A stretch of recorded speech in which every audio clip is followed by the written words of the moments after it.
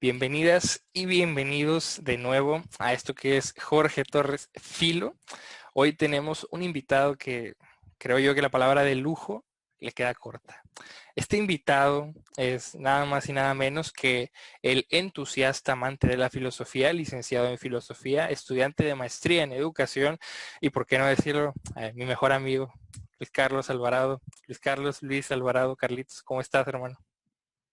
Muy bien, Jorge, muchas gracias por esa este, Cálida bienvenida. alegre, cálida bienvenida, alegre, muy entusiasta, como dices. Evidentemente, ya muchos años de conocernos y con mucho gusto estar aquí compartiendo un momento de filosofía. Hemos tenido muchos diálogos por teléfono, Y largas en discusiones por persona, teléfono, cuando se podía. sí, Claro. por WhatsApp y ahorita por Zoom, pues creo que va a estar bueno. Jorge es una gran persona No, no, cuando gracias. duerme. Para con los halagos, ya, por favor. Bueno, ya. Pues, ya para que lo vean, es alguien muy carismático, se ve a leguas de distancia.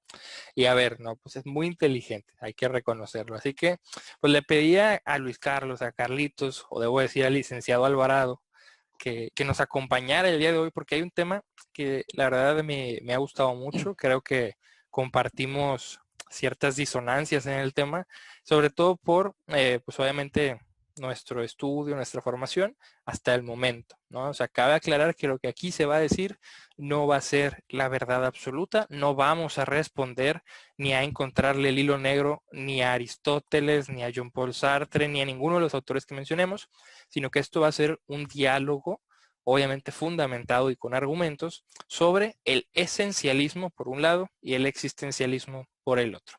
Vamos a dialogar, vamos a encontrar diferencias, puntos comunes, pero la idea es que, pues bueno, tanto ustedes que nos ven como nosotros que estamos aquí, pues podamos llevarnos algo el día de hoy. Entonces, cabe recordar que el diálogo no es solo de nosotros dos, es de ustedes que nos ven también, así que si tienen dudas, comentarios, inquietudes, ya saben, déjenla en los comentarios. Así que, pues ahora sí que para entrar en tema, ¿no? El tema como tal, lo vamos mencionando, esencialismo y existencialismo. Así que, Luis Carlos, tú como, a ver, licenciado, experto en el tema, me gustaría que nos platicaras un poquito sobre, primero en tu definición, ¿no? ¿Qué entiendes tú por esencialismo y existencialismo, ¿por qué no?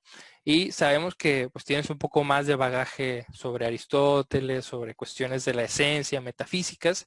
Entonces, pues compártenos un poco cómo entendemos o cómo entiendes tú el esencialismo y qué implicaciones le encuentras en todos los sentidos, ontológicas, metafísicas, antropológicas. Micrófono estudio, hermano. Ok, muchas gracias. Pues, ¿por dónde empezar? Yo creo que no sé si se puede considerar el esencialismo como tal, una teoría filosófica. Creo que forma parte del conjunto grande de lo que es la metafísica de Aristóteles principalmente, o la ontología, ahora sí que escolástica, que bueno, parte del sistema de pensamiento clásico y se retoma en el medievo. No sé si se puede considerar una teoría como tal, pero sí es esencial para entender cómo entendía el mundo tanto Aristóteles, más adelante Tomás de Aquino. Este, es importante para entender sus teorías epistemológicas, o sea, cómo conoce el ser humano, cómo es que el hombre puede llegar a conocer la verdad, cómo es que, pues, en su mente entra lo no material, ¿verdad? Perdón, lo material, cómo es posible que yo pueda recordar cosas, imaginar, etcétera. Entonces, es muy interesante. Yo definiría este, pues, esencialismo, o bueno, principalmente, ¿verdad? El punto de esencia, creo que es fundamental empezar a definir muchos conceptos, ¿verdad? Claro, Yo sé claro. que Ponlo entre sobre la la mesa. audiencia habrá mucha gente aquí que te está viendo, o que nos está viendo, Nos está viendo, que, por favor. que, que es muy conocedora, que a lo mejor está empezando a investigar o que se está topando con ciertos temas. Y bueno, hay que empezar a dejar sobre la mesa definiciones claras, ¿verdad? Como ahí nos decía un maestro, pues hay que aprender conceptos, ¿verdad? O sea, para poder entendernos de lo que hablamos. Y creo que el concepto clave para empezar, pues es el de esencia, que como tal no es un concepto que se manejaba en Aristóteles, pero sí a partir de Tomás de Aquino, ¿verdad? Y la escuela medieval, que la esencia la definen como aquello que hace que la cosa pues sea lo que es, o aquello que le da a la cosa el ser que tiene. Recordemos que para Aristóteles eh, todas las cosas participan del ser en diversos modos, ¿verdad? Para él hay cosas que participan en su ser de un modo más limitado, por ejemplo, las rocas, eh, una pluma, un lápiz, que son seres inertes, ¿verdad? Luego hay una escala más grande que participa del ser, que son los seres vegetativos, las plantas, pues y todos esos seres que ya pueden tener cierto, a lo mejor percepción del medio ambiente, que crecen, ya se pueden reproducir. Luego añadiría otro ser, que son los seres ya animales, que son los perros, los pugs, los salchichas, los schnauzer, ¿Puedes los enseñarnos tu gatos. camisa, por favor? Tengo una camisa de un pug con un gorrito. Hay que estamos Es haciendo marketing ahorita, publicidad, para que nos paguen después, ¿no? 20 pesos. A los de la camisa. Este, y bueno, esos son los seres animados, ¿verdad? Seres que ya no solo crecen, no solo se pueden reproducir, sino que ya tienen un instinto al cual seguir, ¿verdad? Y ya su capacidad motriz ya es de algún modo, si bien no del todo libre, pero sí condicionada. De modo que cuando el perro pues tiene hambre, pues ya él se dirige hacia la comida, ¿verdad? A diferencia de los seres vegetativos, pues ellos no se pueden mover, pero ya los seres animados o animales, pues sí ya pueden tener esta motricidad. Y más arriba en la escala del ser, pues encontraría ahora sí que los seres humanos, ¿verdad? Que ya, pues Aristóteles dice, van a participar de un ser de manera, pues más plena, porque aparte de que pueden crecer, aparte de que se pueden reproducir, de que se mueven, piensan. Y esa es la clave de los seres humanos, ¿verdad? Por eso de ahí que la definición más clásica de ser humano, que precisamente la esencia del ser humano, es que es un animal racional, ¿verdad? Porque es un animal que es capaz de pensar. Entonces, eh, pues bueno, la esencia te va a decir de qué manera o por qué la cosa de la que te refieres tiene o lo hace ser eso que es, ¿verdad? No hay que entender la esencia como algo, vamos a decir, que está en el universo, separada de los objetos, ¿verdad? A veces siento que la metafísica sí, pues la metafísica ya por el puro nombre pudiera como que confundirnos y hacernos pensar de que vamos a hablar de una realidad mágica, ¿no? Que envuelve al universo. Como pues más adelante surgió una especie eh, Mal de llamada estudio que le llaman metafísica. metafísica, Ajá. exactamente. Que fíjate que creo que sí tiene algo de sentido porque pues si te pones a pensar al hablar de los Etimológico, ¿no? astros, Ujú. sí, pues del chakra y todo eso, pues estás hablando de algo más allá de lo físico, que literalmente es pues, metafísica, pero no hablando Buen punto, ¿no? o sea, ponle tú que en cuanto a término tiene sentido, pero pues no respeta el estudio filosófico, ¿verdad? Original, ¿no? Exactamente. Entonces, ¿qué estaba? Ah, sí, sí. Estabas en eso. Bueno, sí, la metafísica entonces trata de cosas muy concretas, trata de entender no solo eh, la parte, vamos a decir, viva de la realidad, no solo se enfoca en los astros, no solo se enfoca en el pensamiento, sino que la metafísica va a tratar de explicar todo, ¿verdad? Todo lo que hay en la naturaleza. Por eso Aristóteles dice que es la ciencia que estudia al ente en cuanto que es ente, o sea, va a estudiar al ente en su totalidad, va a tratar de explicar por qué el mundo es así. Vamos a decir qué cosas comparte el mundo, o sea, el ente, ¿verdad? ¿Nos Y puedes bueno, ya clarificar que un sale, poco la definición de ente, Luis Carlos, sí, por a favor? eso iba. Sí, Gracias. entendemos por ente aquello que existe, en pocas palabras, ¿verdad? Aquello a lo que le compete la existencia de alguna manera, ya sea, como mencionamos ahorita, las piedras tienen la existencia de alguna manera, los animales de otra, las plantas de otra, los seres humanos tenemos otra manera de existir. Clasificamos también clásicamente a los entes imaginarios como entes de razón. No sé, a lo mejor ¿qué te gusta? Un Pegaso, por ejemplo. Es un ¿Sí? animal que no existe, pero pues se puede considerar un ente de razón, ¿verdad? ¿No Este, existe o no existe en la realidad no material? existe en la realidad. Bueno, gracias, hay que Material, ser claros, ¿verdad? sí. Exacto.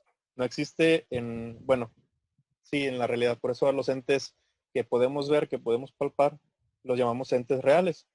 Y a los entes que solamente tenemos aquí en nuestra cabeza, pues entes de razón, ¿verdad? Hasta ahí le dejamos con el ejemplo del Pegaso porque quizás ahí ya, dependiendo a lo mejor creencias, opiniones, pudiéramos agregar más seres aquí, pero pues eso ahorita a lo mejor no es el tema. No Entonces es ya tenemos la lo definición de, pertinente. exacto. Pues ya sabemos que es una esencia, aquello que le da a los seres, pues el ser que tienen, ¿verdad? O sea, prácticamente es decir, que yo tengo una esencia que me hace ser humano y que no me hace ser una roca, ¿verdad?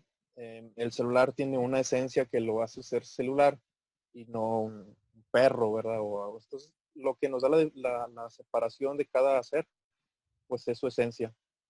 Y, Hay un documento, perdón. no, dale, continúa, continúa. Bueno, hay un documento que le recomiendo leer, es de Tomás de Aquino, que se llama De Ente et Esencia, ¿sí? Sobre el ente y la esencia. Sinceramente, no les voy a decir que lo entiendo a la perfección. O sea, creo que sí es algo complicado, pero en lo personal, lo que a mí me sirve es leer, releer y releer y releer, hasta que más o menos nos quedan claras las cosas, ¿verdad? Entonces, una de las cosas que también, que sí pude entender bien o que sí logro tener claro, es que, por ejemplo, Tomás hace una distinción eh, que la esencia se da en los seres, pero de ciertas, con ciertas condiciones, ¿verdad? Aquí ya bien pasar a hablar más, pero hay que también definir algunos términos, como son la materia, la forma, la sustancia y los accidentes. Cuando hablamos de materia, hablamos literalmente de lo que está compuesta una cosa. Si es de madera, si es de bronce, si es de papel, si es de plástico, de lo que sea, ¿verdad? Según la teoría clásica de pensamiento, pues el ser humano no puede conocer la materia sola sin su forma. La forma vendría a ser lo que, valga la redundancia, le da forma a una cosa, ¿verdad? Tratemos de imaginar que una estatua es en algún punto de su vida una especie de puro bronce, cuando consideramos la pura materia, y la forma la hace ser pues lo que vemos nosotros, ¿verdad? Obviamente no pasa así en la realidad, pero más o menos entendiendo así esquemáticamente eso es. Entonces dice Tomás de Aquino que la esencia se da en la composición de ambas cosas, tanto de la materia con la cosa, con la forma, perdón, pero no es la unión entre ambas. O sea, no hay que confundir eso. O sea, la esencia no se refiere a la unión entre materia y forma, porque porque eso sería accidental. Y si es accidental, pues, o sea, si no es propio de la cosa, pues no es su esencia. Es otro punto importante. Dice Tomás que la esencia es prácticamente la definición de una cosa. Cuando yo digo esto es, ya estoy tomando su esencia, ¿verdad? De tal manera que bajo esa teoría pues sería difícil encontrar algo que no tenga esencia o poder al menos con el lenguaje definir algo que no tenga esencia, ¿verdad? Porque ya el decir es, pues ya es esencial. Los otros términos son el de sustancia y accidente, que prácticamente o así de manera sencilla, la sustancia la podemos definir como aquello que existe por sí mismo y el accidente aquello que existe en la sustancia, ¿sí? Por ejemplo, yo aquí tengo una pluma color azul, ¿sí? Aquí está. Si yo veo esta pluma, veo que la sustancialidad es que es una pluma, su sustancia es ser pluma, ¿verdad? Pero tiene diversos accidentes. Si yo, por ejemplo, le quito la tapa, pues no deja de ser una pluma, ¿verdad? Si le quito a lo mejor el color de la tapita, pues no deja de ser una pluma. Incluso si deja de ser transparente, pues no deja de ser una pluma, ¿verdad? Esto que yo le puedo quitar a algo sin que deje de ser eso, es lo que conocemos como accidente. El accidente puede variar, pero la sustancia es esa realidad que permanece y que gracias a ella puede la cosa seguir siendo lo que es, ¿verdad? Entonces, también la filosofía clásica considera que las sustancias es todo aquello lo que podemos predicar. El perro, las cosas, los gatos, los animales, o sea, nosotros somos sustancias porque subsistimos por nosotros mismos. Y estamos también acompañados de accidentes. Por ejemplo, en nuestro color de piel, nuestra estatura, el color de nuestros ojos, el color del cabello. Todas esas son cualidades accidentales porque, perdón, si las perdemos, pues no dejamos de ser seres humanos, ¿verdad?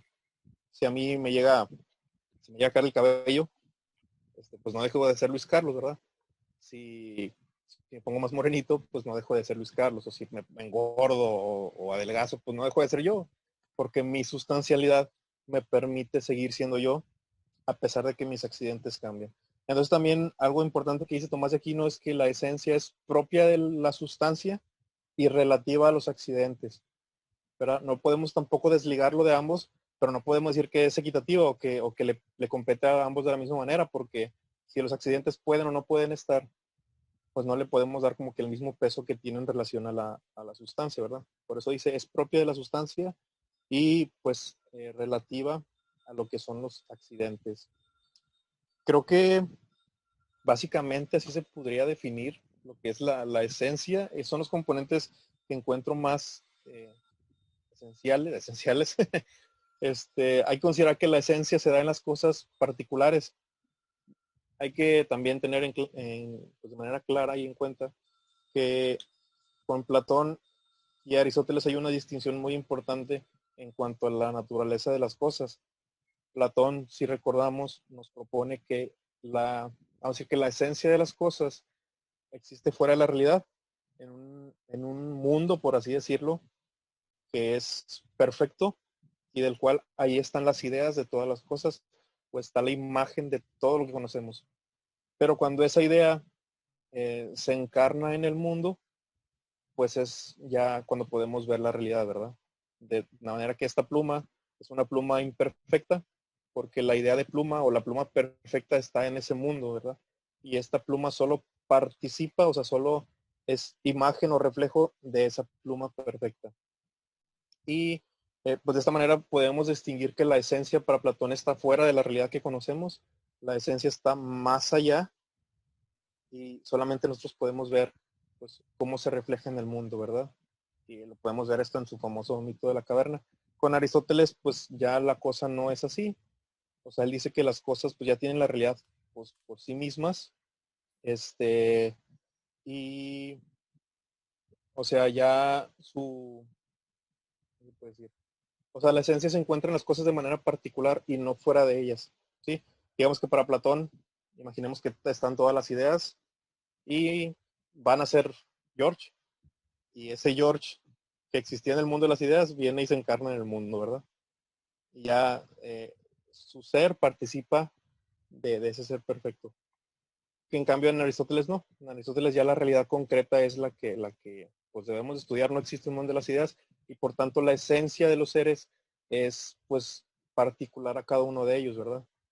Aunque hablamos de una esencia humana, que pues compartimos todos los seres humanos, no es como que la esencia se encuentre por ahí flotando y cada uno la adapte, sino que al ser la materia el principio de individualidad, porque la materia es la que nos da los límites, y si decimos que la esencia es también propia de la materia, pues la esencia tiene que ser necesariamente particular.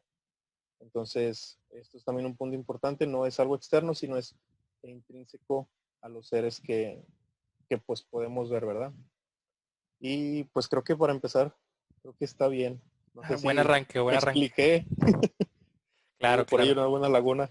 Creo que la verdad fue muy grato escucharte, siempre es grato escucharte, Carlos. También para los que nos oyen, la verdad, reconocer que es un muy buen inicio de contexto, porque para abordar todo lo siguiente, y de hecho esto es clave para los que quieren acercarse a la filosofía, es muy necesario, ciertamente se puede seguir diferentes esquemas a la hora de estudiar filosofía, no siempre pasar por los mismos, sí hay algunos que son indispensables, sobre todo en la filosofía occidental, ¿no? Porque también tenemos filosofía oriental, filosofía latinoamericana, pero en filosofía occidental, que es la que se maneja en Europa y que nos trajeron para acá, es elemental conocer tanto a Platón como a Aristóteles. Obviamente ya añadimos a Sócrates, pero va incluido en Platón, ¿no? ¿Y por qué? Pues porque de ellos dos y de sus dos teorías, diferentes pero similares al mismo tiempo, surge todo lo demás. De hecho, Alfred North Whitehead nos va a decir que toda la filosofía occidental es una nota al pie de página de la filosofía de Platón. De Platón. Y obviamente en Aristóteles tenemos también mucho de dónde sale. Y de hecho, casi toda la historia de la filosofía se resume en dos vertientes. Platón o Aristóteles, cuestiones ideales y cuestiones reales.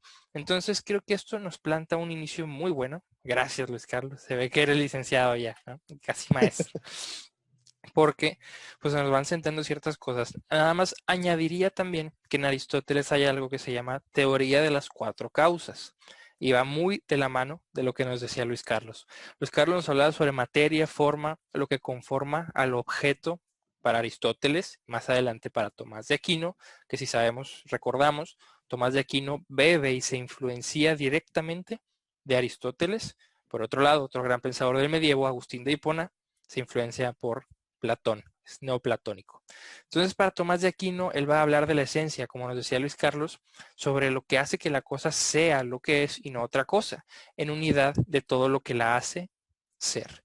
Pero Aristóteles nos va a decir, tenemos también una teoría de cuatro causas. La primera causa, la causa material. Ya nos decía Luis Carlos, los límites de la esencia, por así decirlo, lo que compone al objeto. La causa formal, que es nuevamente, como decía Luis Carlos, literalmente la forma que algunos le identifican con la definición de esencia, pero vamos a ir viendo que no es del todo pues correcto hacer esta identificación, pero pues la forma es lo que limita la materia, lo que lo va amoldando. Luego tenemos también la causa eficiente. La causa eficiente es quién lo hace, porque siempre hay alguien o algo, un primer motor para Aristóteles, o primeros motores en Aristóteles, y un primer motor en Tomás de Aquino, que algunos lo identifican con Dios. Y la causa final, ¿para qué está hecho? Y es que si nos ponemos a ver, yo estoy sentado en una silla, no sé dónde está sentado Luis Carlos, no sé si en su cama o en una silla o en un escritorio, no sabemos, pero yo estoy en una silla. Entonces si decimos, bueno, ¿qué hace a la silla ser una silla? Tenemos tanto la causa material, pero esta silla es de plástico, pero hay sillas de metal y de madera. Entonces, ¿por qué tanta diferencia? Bueno, causa material. Tiene forma de silla. Pues sí, tiene forma de silla, porque aunque sea el mismo material de plástico, del que es, por ejemplo, este mouse, pues no es lo mismo un mouse que la silla a pesar del mismo material, por la forma. La causa eficiente, pues la hizo alguien, un señor, ¿no? La hizo él de su causa eficiente, y la finalidad es que yo me siente. Porque inclusive aquí también tenemos después que podemos cambiar la utilidad de las cosas sin cambiar, aquí va esto, la esencia o pues todas las demás causas. Porque esta silla, así como ahorita se usa para sentar, o sentarse una persona, se puede usar para acumular ropa, por ejemplo. Entonces ahí algunos dirían que cambiamos la causa final, no sé qué tan de acuerdo estés, Luis Carlos, o sea que se mantienen las demás causas, pero se cambia la utilidad o la finalidad, pero eso no merma o no afecta la esencia. Entonces, manejando este contexto, pues ya nos vamos ahora sí que adentrando en metafísica y quiero también dejar algo claro y es que en filosofía, Luis Carlos, sabemos que lo sabes, pero también hacemos la aclaración también por los que nos ven, si a lo mejor no lo han escuchado, se manejan distintos tratados, ¿no? Entonces, todo tema que se aborda desde uno o varios tratados, pero primordialmente siempre es de uno. Tenemos la ontología, que es el estudio del ser, ¿no? Ahorita digamos que la metafísica en Aristóteles es el estudio del ente, de todo lo que existe en cuanto ente, en cuanto su existir, ¿no? La ontología va a hablar de lo que hay, de lo que no hay, del ser, del no ser y de cómo ese ser se manifiesta, como ya decíamos, en los entes, ¿no? Tenemos también la cosmología, que es el tratado sobre el cosmos, sobre el mundo, el universo, más allá de nosotros como entes del universo como existente. Tenemos también la antropología, que es donde entramos los seres humanos. Tenemos la teodicea, que es donde se habla de aquello que es superior a nosotros, del primer motor, los primeros motores. Y tenemos también, pues ahora sí que se van derivando ética, se va derivando moral, otro tipo de cuestiones, ¿no? Entonces es muy importante distinguir esto porque la teoría de Aristóteles y de Platón entra, primero que nada, en una cuestión ontológica. Porque Platón va a decir, bueno, las ideas son lo que existe de verdad, nosotros somos, como ya decía Luis Carlos, pues reflejo de ello, pero no somos como tal lo verdadero está en lo ideal. Aristóteles va a decir que nosotros somos verdaderos y que nuestra esencia no está en un mundo afuera, sino en nosotros. Por tanto, son concepciones primero ontológicas distintas. Y otra cuestión que es importantísima es la cuestión epistemológica, y de aquí te voy a hacer unas preguntas, Luis Carlos, para que te Ok, te las prepares, anoto. porque O sea, la parte epistemológica recorre toda pregunta y si nos fijamos, no hay una pregunta que no recorra el tratado epistemológico.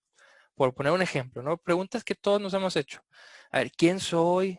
¿Soy lo que dicen de mí? ¿Soy lo que yo creo de mí?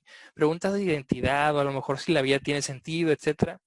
Cualquier pregunta que te hagas, ya sea Dios existe, Dios no existe, yo existo, no existo, hay que hacernos la pregunta epistemológica, que ya decía Luis Carlos, sobre cómo conocemos. Y esto va a ser, independientemente de si existo o no existo, si Dios existe o no existe, la pregunta es, ¿puedo conocer eso?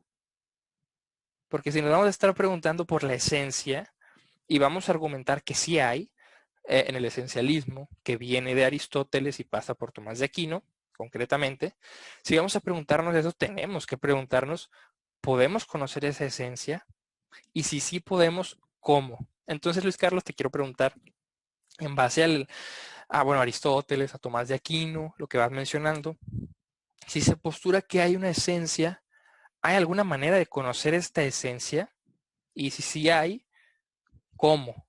Y si no hay, ¿por qué la postulamos?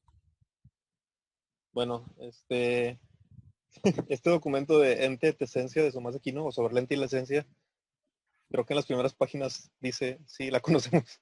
O sea, al menos la ¿Sí? postura clásica es que sí la conocemos. Eh, ¿De qué manera? De hecho, él dice, esto es lo que el ser humano capta de las cosas. Cuando tú ves algo, lo primero que identificas es al ente y a su esencia. O sea, es lo primero, o sea, tú ves vamos a decir, pongo muchos perros en el ejemplo, ¿verdad? Pero tú ves un perro, Un pug. un pug, y sabes que es un pug. O sea, a menos que no lo conozcas, ¿verdad? A menos que nunca hayas visto un pug, a menos que nunca hayas visto un pug, ¿verdad? Este, pues lo identificas.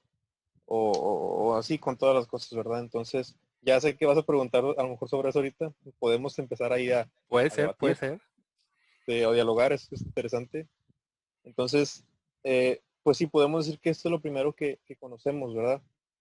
De manera que yo, cuando era un niño, y yo, no sé, me dieron de tomar un vasito de agua, quizás al principio yo no me acuerdo porque pues, no era, en esa Naturalmente. época, en esa etapa, pues no sabemos, ¿verdad? Es hipotetizar. Pero quizá pudiéramos pensar que cuando somos muy pequeños, empezamos solamente a identificar las cosas en unidades. De manera que si la primera vez que yo vi un vaso eh, fue un vaso azul en el que tomé, vamos a decir, agua, quizás mi intelecto empiece a identificar en su inmadurez que el único vaso es ese azul, ¿verdad? De manera que si después mi mamá me dice, tráeme un vaso, pues yo le voy a llevar el vasito azul en el que yo tomé, ¿verdad? Quizás conforme vamos creciendo, ya nuestro intelecto pues ya va agarrando más forma y más madurez. ¿Qué es lo que pasa en nuestra cabeza? Ya no identificamos ese pedacito de plástico como el único vaso, ¿no? Sino que hemos hecho que la imagen de ese vaso entre a nuestro intelecto en un proceso que le llamamos abstracción. Sí, que literalmente es como abstraer, ¿verdad? Yo veo el vaso, en mi cabeza guardo la imagen de ese vaso y la hago universal. O sea, ya le quito la limitante material y mi cabeza dice, ya no solo eso es un vaso, sino todo aquel recipiente que sirva para tomar cualquier líquido, pues es un vaso. ¿Qué estoy haciendo? Que la imagen que yo percibí en un principio, que es individual, como decía, su esencia es individual, la abstraigo y mi intelecto la convierte en universal. Creo que esa sería la manera en la que pudiéramos responder en cómo es que conocemos, cómo es que el ser humano pues puede conocer. Creo que esa es la teoría más clásica. Nosotros vamos a decir, si tomamos los términos que ahorita mencionábamos, de las cosas, tomamos la forma, porque pues la materia no la podemos meter en la cabeza, ¿verdad? Naturalmente. Evidentemente. Entonces cuando yo veo algo, un árbol, por ejemplo, lo abstraigo su imagen y la forma de ese árbol la guardo en mi cabeza. De manera que cuando yo vea otro árbol, pues aplico esa forma a lo que veo, ¿verdad? Digo, es igual que el que yo vi, ¿verdad? Ahí a lo mejor aplicamos el principio de identidad de Aristóteles, ¿verdad? Porque eso es eso, o sea, el árbol es un árbol, ¿verdad? No puedo decir que si es un árbol es un perro. O sea, la cosa es. Entonces, que quizá ya en la época moderna, pues ya va a haber de distintas teorías, a lo mejor Kant por ahí va a decir, pues no, no así así, ¿verdad? Yo, mi intelecto pone una parte en ese proceso de conocimiento. También Luis Carlos es experto en Kant, para los que nos ven. No experto, sí me gusta, pero no. Pero también es muy interesante. De hecho, creo que me empezó a llamar la atención por esta cuestión, porque contrapone la teoría aristotélica clásica y también es muy interesante lo que Kant propone, ¿verdad? En cuanto a este conocimiento, pero en cuanto a la filosofía clásica, sí pudiéramos enfocar que esta es la manera en que el ser humano conoce, ve las cosas y abstrae su esencia y la vuelve universal, de manera que ya la puede aplicar a distintos objetos y cuando vea un objeto que es muy similar a este, pues ya vamos a decir que la abstrae. A lo mejor podemos pensar incluso en un niño quizá que se confunde con su mamá, ¿verdad?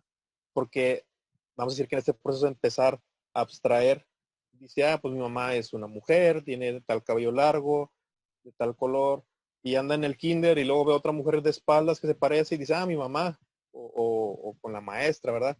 Creo que ahí pudiéramos ver pocas señales o algunas señales de que este proceso de abstracción, cómo se va dando, ¿verdad? Que guardamos en la cabeza y vamos identificando en distintas realidades. Quisiera nada más hacer como que dos pequeños paréntesis, Adelante. creo que muy importantes. Ahorita lo que decías el primero, eh, reconociendo esta dinámica de Sócrates, Platón y Aristóteles.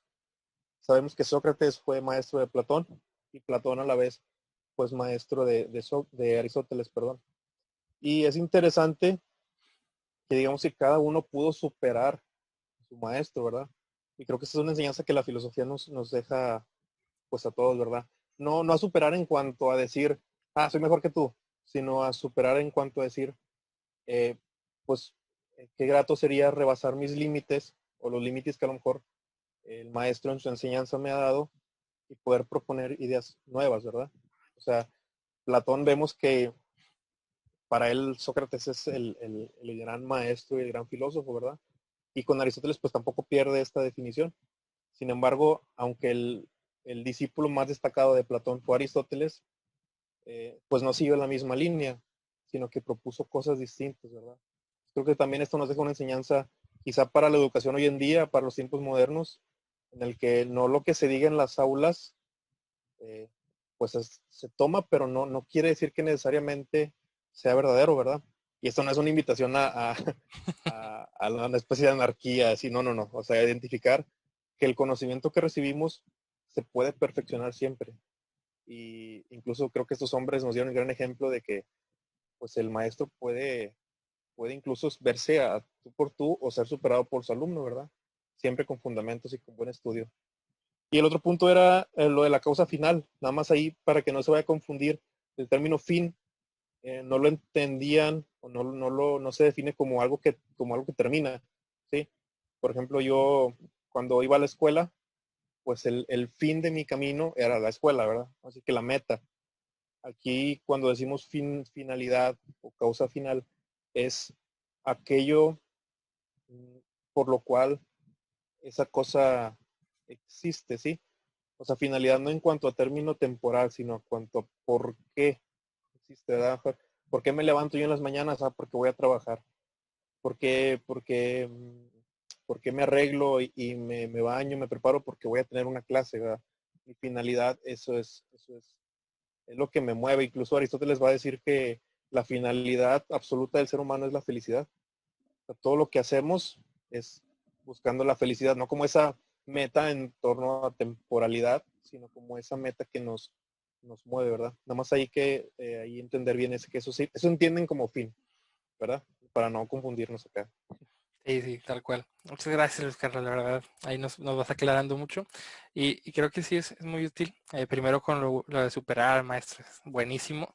Y sí, recalcar, ¿verdad? Que en filosofía se enseña, bueno, no solo en filosofía como estudio formal, sino la filosofía como ejercicio práctico, enseña este deseo de seguir queriendo aprender. Y en ese afán de aprender, como decía Luis Carlos, criticar o no solo criticar, sino poner en tela de juicio aquello que nos han dicho. ¿Por qué? Porque puede que haya algo más que el que nos lo dijo no haya notado. Y no porque haya estado mal, sea un ignorante y tengamos que olvidarlo, ¿no? Pues a ver, Platón, y reitero, es de los que más influenció a toda la filosofía occidental todavía hasta el día de hoy, Platón, igual Aristóteles. Entonces ahí para no luego decir, a ver, es que uno es mejor que otro, es que tal, tal, tal, pues si no se han desacreditado es por algo, ¿no? Porque sí hay filósofos que se han desacreditado por X o Y razón, pero ellos no. Sartre. No, Nada te creas, no te creas. Sartre no. A ver, Nada te creas jugándolo. pero, a ver, amigo, eso está interesante porque ya se siente pues, la rivalidad, pero está bueno, está bueno. Y de hecho hay varios términos que se mencionan ahí que quedan, me parece a mí todavía ahí interpretables, ¿no? Veamos que la filosofía más moderna, quizás hasta contemporánea, trajo algo también gracias a Heidegger, y Heidegger, que fue maestro de Derrida y alumno de Husserl a la vez, que Husserl también propone cuestiones.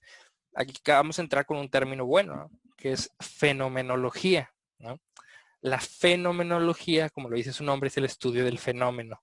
¿Qué es el fenómeno? El buen amigo de Luis Carlos, Emmanuel Kant, nos va a decir que el fenómeno es la manifestación del ser. ¿Eh? Esto es importante porque hay quien limita la fenomenología a algo epistemológico, como conocemos. Pero hay quien también le da pues, su matiz ontológica, porque ya el hecho de dividir fenómeno y algo que Kant dice que es el noúmeno, a lo mejor decimos que es noúmeno. Bueno, el noúmeno es, por así decirlo, el ser en cuanto tal, y el fenómeno es la manifestación de ese ser para con aquel que lo percibe, ¿no? En pocas palabras, tú que nos ves, estás viendo en este momento a dos jóvenes atractivos en tu pantalla, uno más que otro, claro, no voy a decir quién, interpretenlo ustedes, creo, obviamente sabemos que es Luis Carlos, el más atractivo, pero pues podemos decir que ven dos personas, pero aquí es donde entra esto, a ver, ¿qué están viendo de estas dos personas? ¿Nos están viendo tal cual o están viendo imágenes de nosotros? Obviamente, y ojo, paréntesis, este debate se vino a hacer pues todavía muchísimo más relevante con esto que tenemos, que es el Internet, la tecnología, porque plantea cuestiones que no había en ese entonces, porque para ese entonces Kant se refería a cómo percibimos las cosas en cuestión a físicamente hablando, podemos decirlo así, pero hoy tenemos esta cuestión virtual que plantea nuevos debates. Entonces, eso lo podemos dejar un poco de lado, pero plantea esto fenomenológico. Y el hecho de decir que hay un ser por detrás de una manifestación de ese ser implica que hay algo, por así decirlo, estable y en cierta forma oculto. Y si nos ponemos a pensar, hay quien, y aquí te voy a preguntar esto, o sea, tu opinión, ¿no, Luis Carlos? ¿Tú qué tanto relacionas, por ejemplo, la fenomenología de Kant con propuestas aristotélico-tomistas, ¿no? De Aristóteles, Santo Tomás, en cuestión a el noúmeno y el fenómeno, el ser y lo que aparece de ese ser? Por ejemplo, aquí está esta pulsera, ¿no? Para los que nos ven, pues esta pulsera como tal les está apareciendo, porque la están viendo y para Kant esta aparición no es como tal real, es una manifestación del ser real, claro, pero no es el ser, tiene un ser detrás que habría que hacer el esfuerzo por conocer, lo que para algunos es equivalente al proceso de abstracción aristotélico. Entonces, Luis Carlos, tú identificas cierta similitud y si identificas también cierta diferencia, ¿cuál es esa diferencia? ¿Cuál es esta similitud? ¿Qué piensas, no, de esto? Pues encontrar similitud creo que es más complicado que encontrar Diferencias. diferencias, porque creo que la diferencia es muy notable. Vamos a decir que para Aristóteles, como decía ahorita, tú conoces a la cosa y abstraes, perdón, la forma y la guardas en tu intelecto. En cambio, Kant te va a decir que cuando nosotros pues nacemos, nuestro intelecto ya viene con unas determinadas, vamos a decir, condiciones ya innatas, ¿sí? En tu intelecto. De manera que cuando tú te encuentras con la realidad, esas cosas que tú tienes, a lo que él llama categorías, esas categorías creo que son 12, sinceramente no las ubico todas, ¿verdad? Pero sé que esas categorías las aplicamos a lo que conocemos, ¿verdad? Lo que hay externamente en la realidad es el noúmeno, pero nosotros no podemos conocerlo, sino que lo que nosotros conocemos es la mezcla de esa realidad, de ese noúmeno, formado por las categorías, y que es lo que conocemos como fenómeno, que es lo que ya vemos, ¿verdad? Lo que ya conocemos es el resultado de lo que hay previamente en el intelecto, a priori diría él, con lo que está en la experiencia, lo a posteriori, ¿verdad? Cuando se da esta mezcla de cosas es cuando surge el conocimiento o el intelecto. Creo que esta es la diferencia más radical porque mientras que para uno abstrae totalmente todo de la realidad, para otro dice, aquí ya traes algo, o sea, ya tu intelecto tiene algo que le va a aplicar a esa realidad. Que esto, pues a la posterioridad o hasta la postre va a traer muchas implicaciones, ¿verdad? Ciertamente Kant sí dice, pues hay límites en la razón. O sea, no es como que tu cerebro pueda interpretar libremente todo. No, o sea, hay una razón, por eso Kant nos da categorías, ¿verdad? O sea, hay límites en el pensamiento. Pero pues sí va a desencadenar una escuela idealista y pues ya cambia un poquito, ¿verdad? Que, corrígeme si estoy mal, creo que aquí ya podemos entender ya dos escuelas principales de pensamiento. En Aristóteles a lo mejor el realismo, ¿verdad? Y en Kant empieza ya la escuela pues idealista. Aunque hay autores que lo manejan como racionalista, sí hay ciertamente autores que ya lo ponen en la escuela idealista, ¿verdad? Porque ya el idealismo propone que pues el intelecto tiene una parte fundamental en el conocimiento de la realidad. Y la realidad se da acorde a nuestro intelecto, ¿verdad? Mientras que el realista va a decir, pues no, pues la realidad está ahí en la cosa, en la res entendida Sí. como cosa, ¿verdad? En latín, Ahí res. igual puedes hacernos la distinción de estos conceptos de res extensa y res cogitans, Luis Carlos. Mira, no lo traigo tan fresco, pero si no me equivoco, esto es de Descartes, ¿eh? La res cogitans o cogitas, no me Cogitans. acuerdo, cogitans, la res cogitans es eh, esta extensión, bueno, esa cosa pensante, ¿verdad? De nosotros. Vamos a decir que esa cosa inmaterial. Y la res extensa, pues es la cosa que ya podemos tocar. Por ejemplo, en nosotros la res cogitans el intelecto, el pensamiento, y la res extensa es, ahora sí que nuestra corporalidad, ¿verdad? Aquello que podemos ya ver por los sentidos. Eh, También esto es interesante, ¿verdad? Todo el que a lo mejor quiere empezar a estudiar o que está estudiando filosofía, conocer todo ese tipo de pensamientos medio divertidos. A lo mejor por qué Descartes decía que pienso, luego existo, el famoso Cogito ergo sum. cogito, cogito ergo sum, que yo antes, cuando me acuerdo que lo vi en la prepa, pues sí era como que curioso, ¿no? Decir, ¿por qué piensas y luego existir? Como si fuera una sucesión de causas. Ajá. Pero ya cuando lo empiezas a entender un poquito más, te das cuenta que no son causas, sino que o sea, esa es una parte de lo que llamamos silogismo. O sea, es la parte final, vamos a decir que la deducción de un cierto razonamiento, ¿verdad? De que si yo puedo pensar, es porque existo. O si yo pienso, entonces existo. No sé, sí, entonces eso es la red collitas extensa. No sé si tú también te acuerdas de algo más. Eso es Sí, más o no, menos lo creo que que yo recuerdo. esas definiciones que dices están muy bien y lo menciono precisamente por lo que hablaba sobre la res en el realismo, la cosa, en su unión de distintas pues cosas o causas, según Aristóteles, según Tomás de Aquino, todo esto. Y algo clave aquí, que creo que no lo hemos mencionado, es que Tomás de Aquino va a proponer un concepto de verdad. Va a decir que la verdad es la adecuación entre el intelecto y la cosa. Esa definición me parece que describe perfectamente a Aristóteles, incluso en una cuestión algo epistemológica y al esencialismo, porque nos va a decir que lo que nosotros conocemos, si se adecua a nuestro concepto, como ya decíamos, por la abstracción, que en nuestra mente tenemos la forma, o sea, si ahorita todos decimos, a ver, pensemos en una computadora. Es probable con sus variantes que algunos piensen en una laptop, pero es probable que otros piensen en una PC. Pero en general todos pensamos en una idea de computadora que para Platón va a decir que esa idea es la verdadera y lo demás es falso, y Aristóteles nos va a decir, bueno, si eso que tú piensas sobre la computadora se adecua o es, por así decirlo, igual a lo que tú ves a la cosa, significa que es verdad. Entonces, ese es el realismo del que nos habla muy atinadamente Luis Carlos. Y aquí quiero también hacer una observación, añadir algo que va, creo yo, despertando todo esto, inclusive con lo que nos decía de Kant, con la cuestión sobre conocer. Y esto epistemológicamente hablando es muy interesante porque está la pregunta eterna, ¿qué tanto podemos conocer? ¿Cómo podemos conocer? Y en este sentido, pues Kant, como ya nos decía Luis Carlos, va a marcar que hay ciertas ideas innatas, ¿no? Claras e innatas, que nos van, por así decirlo, ayudando a identificar todo, mientras que en Aristóteles no, porque identificamos mediante esta adecuación entre el intelecto y la cosa.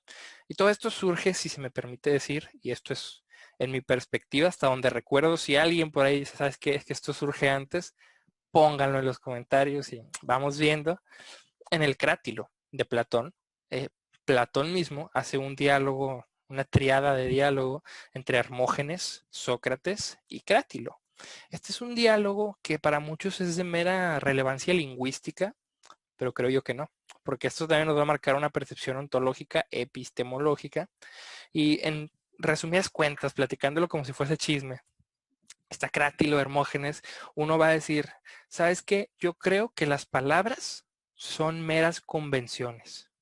¿Qué es una convención? Para aquellos que nos ven, una puesta en común de acuerdo. Si ahorita yo le digo a Luis Carlos que le voy a decir el huicho y él me dice, yo te voy a decir el jorjais, por decirlo así, bueno, si no me recuerdo es Hermógenes, va a decir, es mera convención y ni el nombre de huicho ni el de jorjais representan verdaderamente algo. Son simple y sencillamente palabras que convencionalmente dijimos que representan algo. Si yo quiero decirle computadora a la computadora, no es porque la palabra computadora represente de hecho un concepto real o extramental de computadora, lo que nos dejaría frente a la posibilidad de decir, yo no quiero que se llame computadora, yo quiero que se llame ratón, ¿no?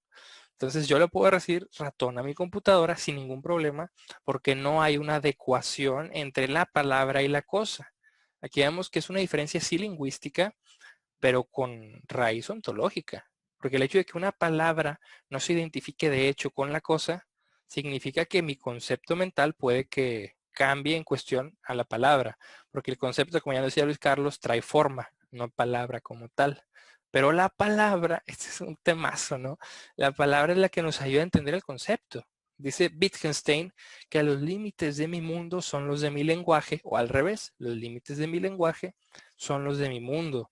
Y esto lo dijo Luis Carlos de manera implícita hace rato, espero que lo notaran, si no, aquí lo digo, cuando decía la mención de que de niño uno va conociendo ciertas cosas, ¿no? Uno conoce su vasito de plástico, por así decirlo. Pero si le dices al niño, pásame el exprimidor, y es probable que él nunca haya escuchado ni visto, o puede que lo haya visto, porque su mamá lo usó algún día, pero no le dijeron, esto es el exprimidor.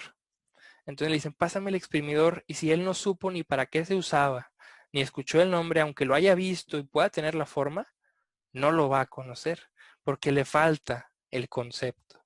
Entonces, regresando al Crátilo, Hermógenes va a decir, es convención.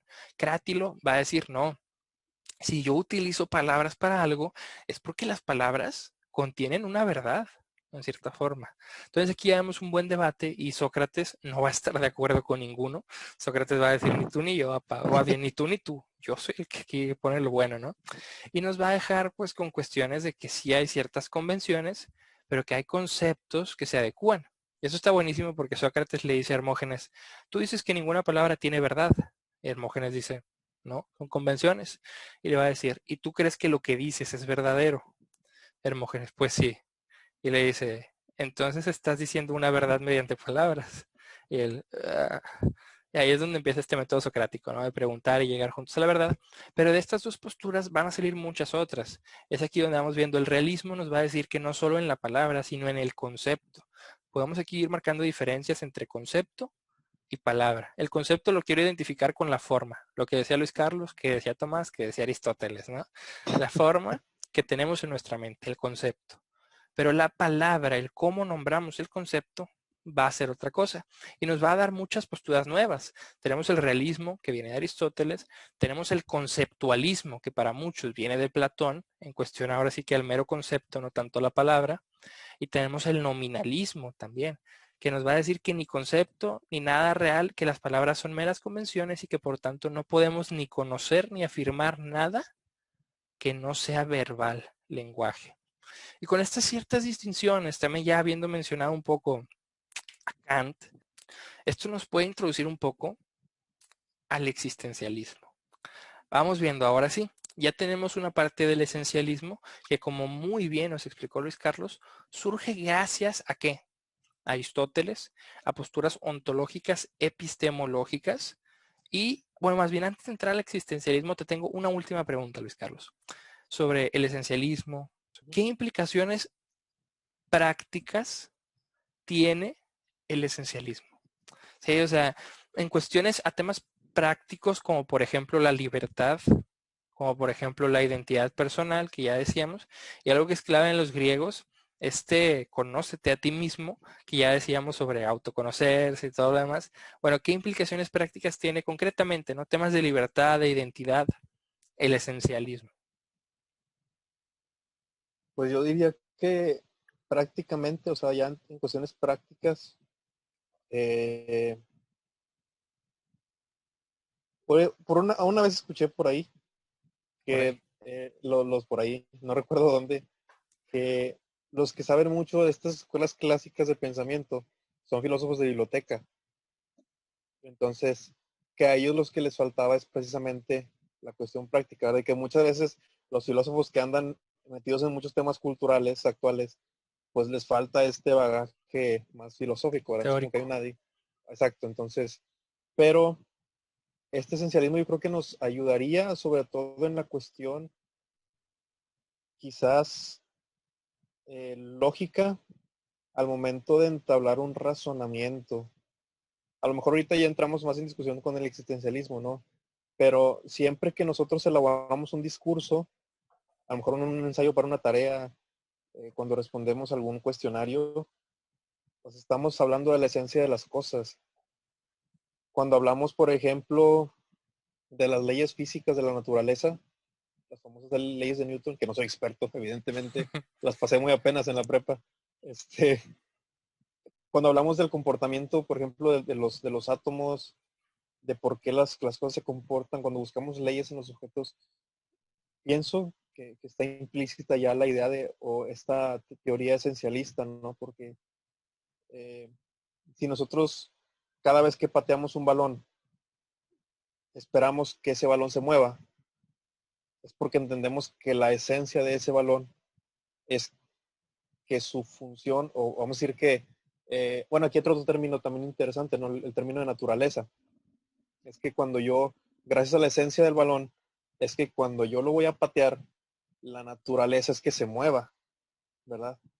Así como cuando yo, eh, por ejemplo, llego a maltratar a alguien, pues lo natural es que reaccione, que llore o que reaccione violento, ¿verdad? Porque es lo natural.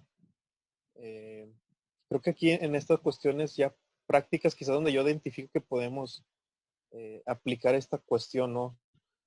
Sobre todo en esta parte científica. O sea, quizá va a haber pensadores como Hume que va a decir que las leyes son meras casualidades que se dan. O sea, no hay una relación causal entre lo que genera tal cosa y el evento, ¿verdad?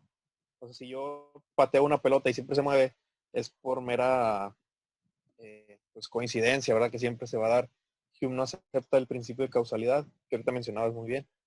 Este, pero ciertamente cuando estudiamos una ley de algo, la ley de la gravedad o la ley de tal cosa, o los componentes que forman ciertos materiales, estamos aceptando implícitamente que se van a comportar así de acuerdo a su naturaleza. Y esa naturaleza proviene de su esencia, ¿verdad?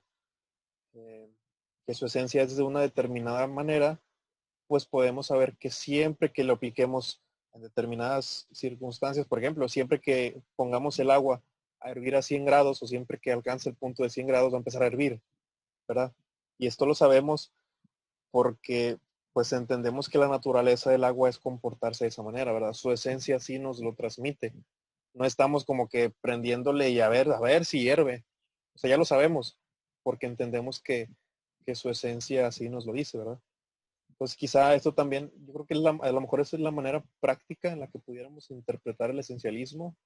Eh, a manera de discurso funciona mucho porque cuando nosotros vamos a argumentar algo en algún debate o que vamos a hacer una tarea, pues estamos dando esencias a todo en todo momento, ¿verdad? Cuando decimos eh, tal cosa es, pues ya estamos dando una esencia, ¿verdad? Y si queremos argumentar esa idea, pues tenemos que que agarrarnos de esa esencia, ¿verdad? Si yo digo que la libertad es, no sé, hacer lo que me plazca sin limitantes y quiero defender esa postura, pues tengo que siempre tener en cuenta la esencia de lo que estoy dando como libertad, ¿verdad? Quizás yo encontraría ahí ya un poco la utilidad práctica. eh, Repito, en cuanto vemos la naturaleza de las cosas en el estudio científico y ya de una manera académica, creo que la esencia, hablando de manera intelectual, nos ayuda a llevar razonamientos bien hechos, no confundir y pues hacer deducciones certeras, ¿no? Y saber que, bueno, también nos ayuda para muchos temas quizá más polémicos, actuales, sin entrar ahorita en un tema de profundidad, pero sí, ese tipo de cosas siempre es bueno considerarlas, ¿verdad? Estemos de acuerdo o no, es bueno considerarlos, porque nos abren la mente. La filosofía es para que nos abra la mente y poder elaborar un discurso ya propio y decir, yo creo esto y estoy convencido y lo voy a argumentar y lo voy a defender hasta que me dé cuenta que estoy mal o hasta que reafirme que estoy bien, ¿verdad? Entonces, yo creo que le vería esos Esas beneficios, esas implicaciones. utilidades. Sí. Excelente, Luis Carlos. Aquí vamos a tener la parte uno. Esta es la parte uno sobre el esencialismo. Ahora vamos a dirigirnos a la cuestión de la existencia, pero eso lo vamos a hacer a continuación. Así que no se despegue.